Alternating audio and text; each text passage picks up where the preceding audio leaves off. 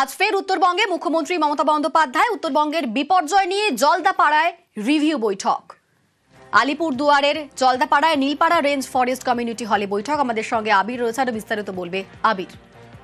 দেখো, আজকে দুপুরেই তার হাসিমারাতে উপস্থিত হওয়ার কথা। তিনি হাসিমারা থেকে যাবেন হচ্ছে জলদাপাড়া এবং সেখানে দার্জিলিং, জলপাইগুড়ি, আলিপুরদুয়ার জেলা যারা আধিকারিক রয়েছেন তাদেরকে সঙ্গে নিয়ে রিভিউ বৈঠক করবেন।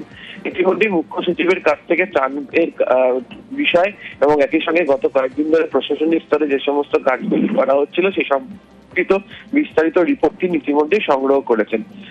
একদিকে হচ্ছে সেতু রাস্তা সংস্কারের কাজ শুরু হয়েছে, অন্যদিকে হচ্ছে যে বাড়িগুলি যেগুলো ক্ষতিগ্রস্ত হয়েছে সেগুলো সমীক্ষার কাজ শুরু হয়েছে।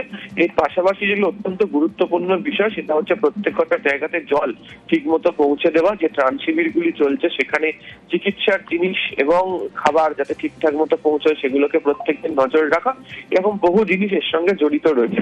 তাহলে আগামী দিনগুলিতে কিভাবে জেলা প্রশাসনের আধিকারিকরা কাজ করবেন এবং পরিস্থিতি এই মুহূর্তে উত্তরবঙ্গের কি রয়েছে তাই রিভিউ বৈঠক থেকে আজ নেবেন মুখ্যমন্ত্রী। ধন্যবাদ আবির।